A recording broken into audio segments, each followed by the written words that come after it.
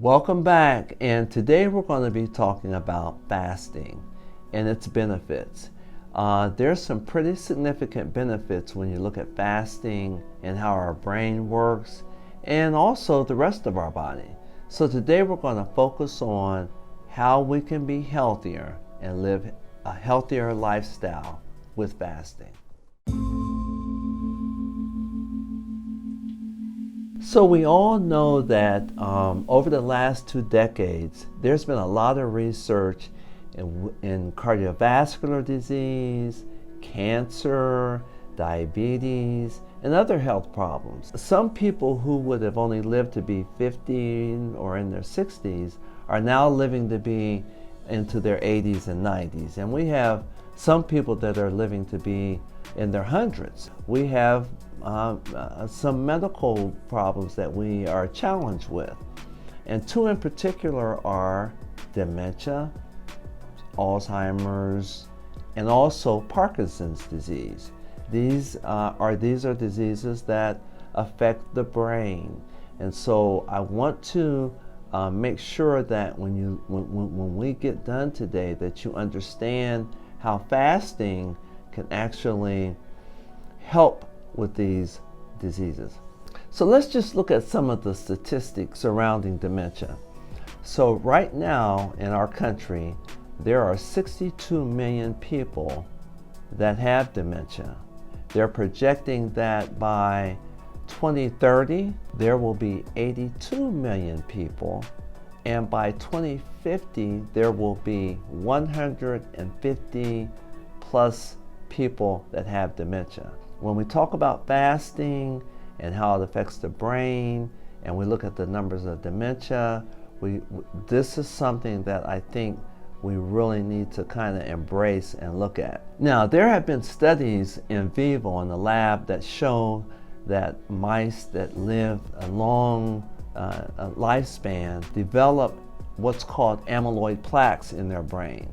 And these amyloid plaques lead to the mice developing dementia, memory problems. You can see where the dopamine neurons are not functioning at a certain point in the lifespan. And so what happens is you see Parkinson's-like symptoms in these rats. We have also seen that the same kinds of things happen in humans that are living longer are developing, as we mentioned the statistics above, they're developing dementia at kind of alarming rates.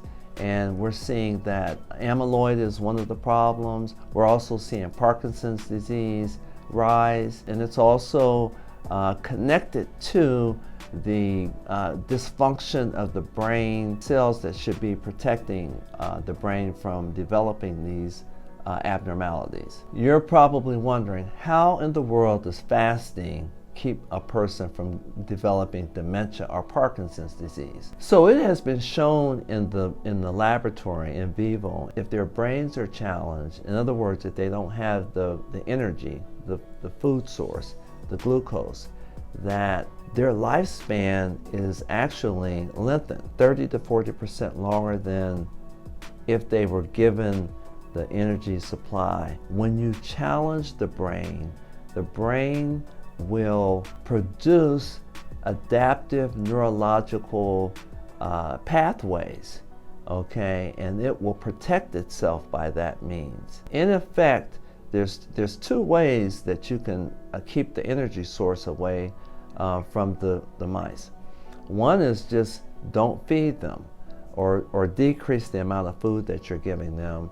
The other way is fasting, increasing the time between feeds. When these mice were challenged, i.e. not given the energy source, the food, their brains adapted neurological pathways that protected them, and their lifespan was extended out 30 to 40% longer than they would have been otherwise. So we know that different cultures and different religions have been fasting for hundreds of years. Historically, we see what Plato said about fasting. I fast for greater physical and mental health. And there's an Egyptian pyramid inscription that was found over 6,000 years ago that states humans live on a quarter of what they eat. On the other 3/4 lives their doctors. When we look at fasting, some might say that it's a weight loss program or a way to lose weight. I don't think about fasting in those terms. There's so many other benefits to fasting.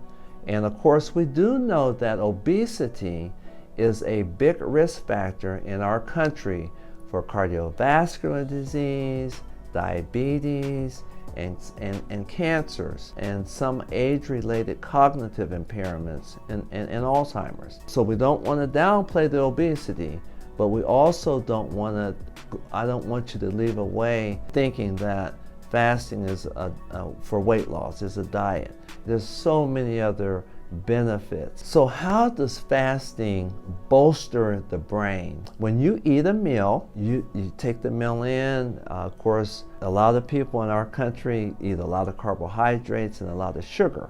That sugar is stored in the liver as glycogen. The glycogen is used as needed.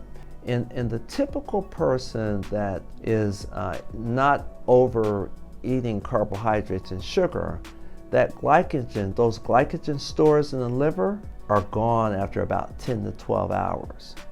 And so you don't have any, our number one fuel source, which is glucose, is gone. And that's what we call the metabolic switch. And that's what we're looking for when we're fasting, the metabolic switch. So the body says, I don't have any more fuel, I don't have my glucose, and it starts to use the fat as an energy source. It starts to burn fat. And that's how people lose weight with fasting. It breaks the fat down into fatty acids.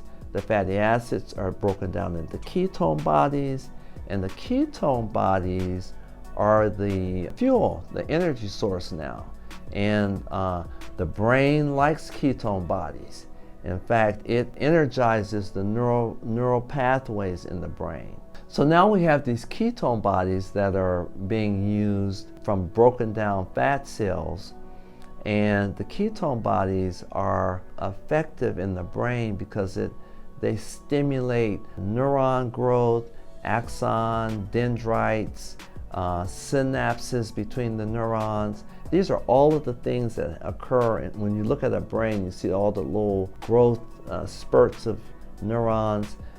Ketones really charge those. There's one other important thing that I want to talk about in terms of fasting. When the body is challenged, and we know that when we say when the body is challenged, it's not getting the regular energy. There are two neurochemicals that are released. One is called Bdnf and the other one is FGF. The Bdnf is bone-derived neurogenic factor. Long word, but basically what that means is when the brain's challenged, it produces these neurotropic chemicals.